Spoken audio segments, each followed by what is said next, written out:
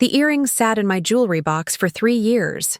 Tiny freshwater pearls, barely visible unless you looked closely. The kind of thing you'd find at a department store for $40, maybe $50 if the setting was real silver. I wore them exactly once. My 18th birthday dinner. They matched my dress. I thanked my godmother for them profusely, because that's what you do when someone gives you a gift, even if it seems small compared to what you expected. Camille Fontaine wasn't the type to give small gifts. She was my mother's college roommate, a woman who'd made her fortune in commercial real estate and never forgotten where she came from. She'd been named my godmother before I was born, back when my parents were broke newlyweds, and Camille was already showing signs of the success that would define her life. For every birthday since I could remember, Camille had sent something meaningful: a first edition book for my 10th, a vintage Chanel bag for my 16th, for my 18th, the big one, the coming-of-age milestone. I'd expected something special. I got pearl earrings that looked like they came from a mall kiosk. I didn't complain. My mother had handed them to me the morning of my birthday, said they were from Camille, and I'd smiled and written a thank you note. The note was probably still sitting in Camille's house somewhere, a reminder of my gratitude for a gift she'd never actually given. 3 years later, Easter Sunday, I learned the truth. Camille had flown in from San Francisco for the holiday. She did that sometimes, appeared without warning, swept into our lives like a benevolent hurricane, then disappeared back to her empire of skyscrapers and shopping centers. My mother always seemed tense when Camille visited, which I'd attributed to jealousy. Lorraine Ashworth had married young, had me young, and spent her adult life watching her college roommate become everything she'd never be. The dinner was at my grandmother's house. Ham, scalloped potatoes, the whole traditional spread. Grandma Helen was 83 and still cooked like she was feeding an army. The table sat 12, but there were only 6 of us. Me, my parents, Grandma Helen, Camille, and my boyfriend Ryan, who was meeting the extended family for the first time. Small talk, weather, Ryan's job, my graduate school applications, the usual rhythms of family gatherings, comfortable and predictable. Then Camille asked about the earrings. "Stephanie, honey, I've been meaning to ask, whatever happened to the necklace I sent for your 18th? I noticed you never wore it to any of the events I invited you to." I blinked. "The necklace? The diamond pendant. I spent weeks picking it out. I thought it would be perfect for your debut at the charity gala that year." I looked at my mother. She'd gone very still, her fork suspended over her plate. I never got a necklace, Camille. You sent earrings. Pearl earrings. I still have them." "Pearl earrings?" Camille's perfectly sculpted eyebrows drew together. "Sweetheart, I've never bought pearls in my life. Too boring. I sent a diamond pendant with a white gold chain. 2 carats, princess cut, from Kellerman's in the city." "Lorraine," Camille's voice had changed. It was still pleasant, still controlled, but underneath there was something sharp. "I gave you the necklace at your house. I remember because you said you'd hide it until her birthday dinner so it would be a surprise. Did something happen to it?" My mother laughed. It was the wrong laugh. Too high. Too tight. "Camille, you must be thinking of someone else. Maybe another goddaughter? You're so generous with everyone, I'm sure it's easy to mix things up. I have one goddaughter, Stephanie, and I have a very good memory." Camille set down her wine glass with a deliberate click. "I also have photographs." She pulled out her phone, scrolled for a moment, turned the screen toward the table. A diamond pendant glittered against black velvet. It was beautiful, delicate, elegant, exactly the kind of thing Camille would choose, exactly the kind of thing I would have worn to a dozen events over the past 3 years if I'd known it existed. "And here's the receipt," Camille continued, swiping to the next image. $15,422, dated 3 days before Stephanie's 18th birthday. The table had gone silent. My father was staring at my mother like he'd never seen her before. Grandma Helen's lips were pressed into a thin line. Ryan was looking at me with concern, clearly unsure if he should say something or stay quiet. And my mother was crying. "It's not what you think," she said, tears spilling down her cheeks. "I didn't steal it. I was going to tell her, and then I couldn't, and it was so beautiful. And she would have just lost it or broken it. Where is it, Lorraine? Where is the necklace? My mother's hand went to her throat, reflexive, revealing. She wasn't wearing it. She was too smart for that. But the gesture told me everything I needed to know. You've been wearing it, I said. My voice sounded strange, disconnected. For 3 years. You took my birthday present and wore it yourself. I was keeping it safe. You wore it to the Hendersons' anniversary party last month. I saw you. I complimented you on it, and you said Dad gave it to you. My father's head whipped toward my mother. I never bought you a diamond pendant. I can't afford. He stopped, processed. Oh my God. Lorraine, you told me it was from your mother's estate. I panicked. I didn't know what to say. You lied to me. You lied to everyone. My father pushed back from the table, his chair scraping against Grandma Helen's hardwood floor. For 3 years, I thought we had a family heirloom that we'd pass down someday. It wasn't an heirloom. It was stolen.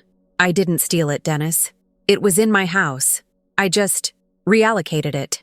You reallocated our daughter's birthday present to yourself? My father was pacing now, running his hands through his hair. Do you hear yourself? Do you understand how insane that sounds? She wouldn't have appreciated it. She was 18. What 18-year-old needs a $15,000 necklace? She would have worn it to some college party and lost it or gotten it stolen. That wasn't your decision to make.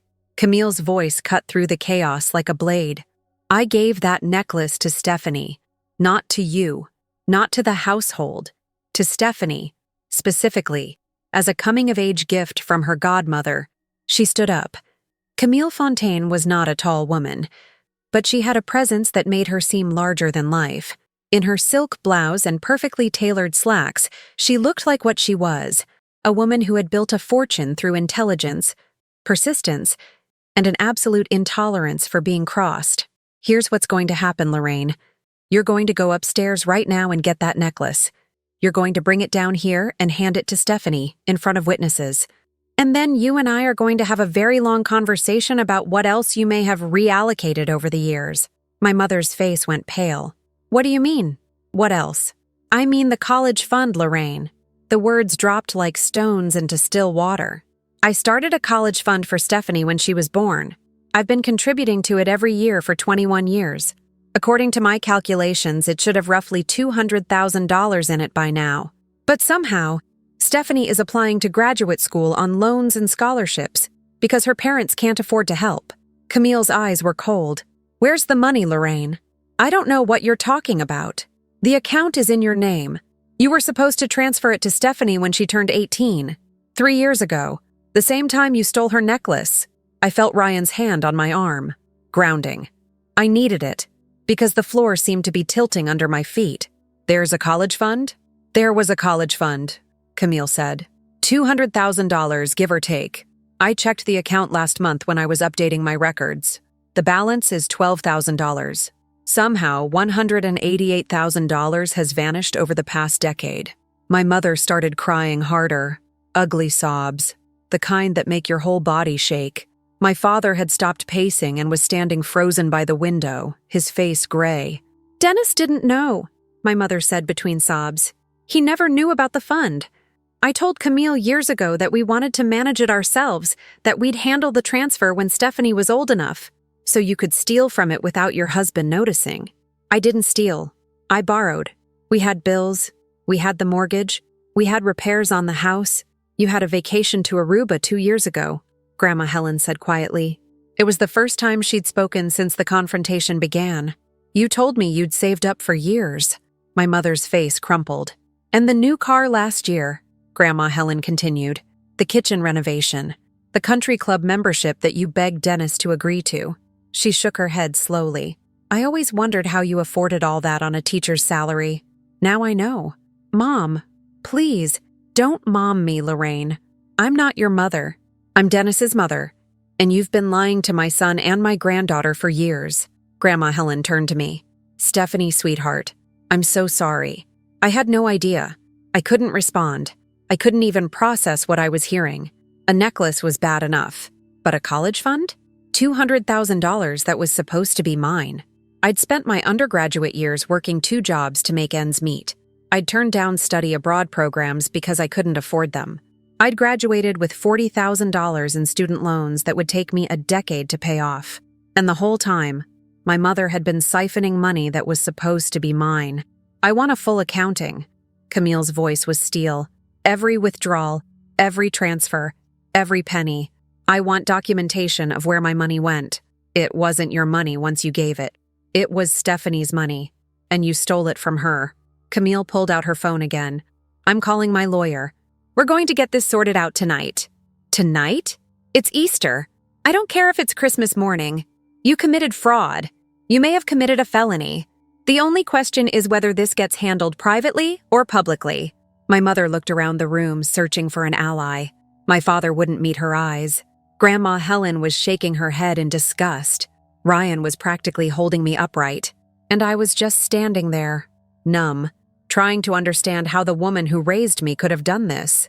"Stephanie," my mother reached toward me. "Sweetheart, you have to understand. I never meant for any of this to happen. It started small, just a few hundred here and there when we were struggling, and then it got out of hand. Don't touch me." She froze. "Don't touch me and don't call me sweetheart." My voice was shaking. "You stole my birthday present and wore it in front of me for 3 years. You stole my college fund and let me drown in debt while you went to Aruba. You lied to Dad, to Grandma, to Camille, to me. You lied to everyone, every single day, for years. I was trying to protect the family. You were trying to protect yourself. There's a difference." Camille had stepped away to make her call. I could hear her voice in the hallway, calm and precise, explaining the situation to whoever was on the other end. My father finally moved. He walked to my mother, looked at her for a long moment, and then walked past her without a word. He went upstairs. A minute later, I heard drawers opening and closing. "Dennis?" my mother called after him. "Dennis, what are you doing?" He came back down carrying a jewelry box. Inside was the diamond pendant. Beautiful, glittering, exactly what I should have worn to my 18th birthday dinner. "I found it in your underwear drawer," he said flatly, "hidden under a pile of socks. Very classy, Lorraine." He handed the box to me. I took it numbly. "I'm leaving," my father said. "Tonight. I'll stay with Mom until I figure out what to do next. Don't call me. Don't text me. I need time to process the fact that I've been married to a stranger for 23 years. Dennis, please." I said don't. He turned to me. "Stephanie, I'm sorry. I had no idea about any of this. If I had known..." He trailed off, shaking his head. "I should have paid more attention. I should have asked more questions. This is my fault too." "It's not your fault, Dad. You trusted her. We all did." He hugged me. Brief, tight, desperate. Then he was gone, following Grandma Helen out the door and into the night. That left me, Ryan, Camille, and my mother in the dining room. The ham was cold. The candles had burned down to stubs. The picture-perfect Easter dinner had become a crime scene. Camille returned from her phone call. "My lawyer is drawing up a demand letter tonight. Lorraine, you have 48 hours to provide complete documentation of every withdrawal from that account. If the money isn't returned, all of it with interest, we'll be pursuing criminal charges. I can't return it. I don't have it. Then I suggest you figure out how to get it. Sell the car, refinance the house. I don't care how you do it. But that money belongs to Stephanie and she's going to get it." My mother looked at me one last time. Her face was ruined, mascara streaked, eyes swollen, nose running. She looked old in a way I'd never noticed before. "I'm sorry," she whispered.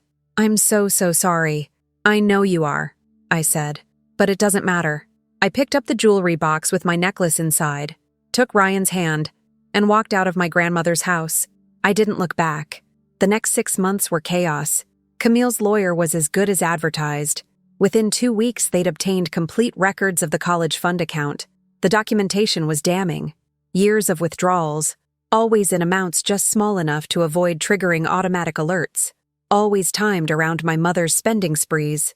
The Aruba vacation, the car, the kitchen, the country club fees.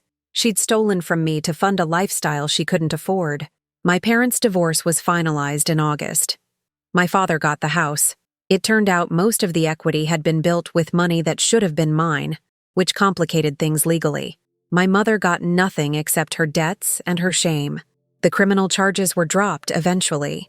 Camille decided that putting my mother in prison wouldn't get anyone their money back, and the threat of prosecution was leverage enough. Instead, we settled on a repayment plan. My mother would pay back the full $200,000 plus interest over 15 years. If she missed a payment, all bets were off. She took a second job, sold the car, moved into a tiny apartment on the wrong side of town. The country club membership was the first thing to go. I didn't feel sorry for her. Maybe that makes me heartless. Maybe I should have found some compassion for the woman who raised me, who changed my diapers and drove me to school, and sat with me when I had nightmares. But every time I started to soften, I remembered the necklace around her throat at parties, the lies she told to my face, the years I spent working double shifts while she spent my inheritance on kitchen countertops. Some betrayals are too big to forgive. Camille became a bigger part of my life after that. We had dinner together whenever she was in town. She helped me pay off my student loans as an advance on the money my mother owed me. She wrote a recommendation letter for my graduate school applications that probably got me into programs I had no business attending. "I should have checked on that account years ago," she told me one evening. "I trusted your mother because she was my friend. That was my mistake." "It wasn't your mistake. It was her choice." "Still, you suffered because I wasn't paying attention. I owe you for that." "You don't owe me anything. You gave me an incredible gift. What my mother did with it isn't your fault." Camille smiled. It was a rare expression on her face. She wasn't the sentimental type. "You're a good kid, Stephanie. You always have been. Don't let this change you." "I won't. And wear that damn necklace sometimes. I didn't spend $15,000 for it to sit in a box." I laughed. "I will. I promise." The first time I wore it was my graduation. Graduate school, 2 years after the Easter disaster. I walked across the stage in my cap and gown with 2 carats of princess-cut diamond glittering at my throat. Camille was in the audience, cheering louder than anyone. My father was there too, with Grandma Helen on his arm. Ryan was somewhere in the crowd, probably already planning the celebration dinner. My mother wasn't invited. She'd sent a card. "Congratulations, so proud of you. Love, always." I threw it away without reading past the first line. Some people might say that's harsh. That family is family. That grudges only hurt the person holding them. That I should be the bigger person and let it go. Those people have never had their mother steal their future and wear it around her neck like a trophy.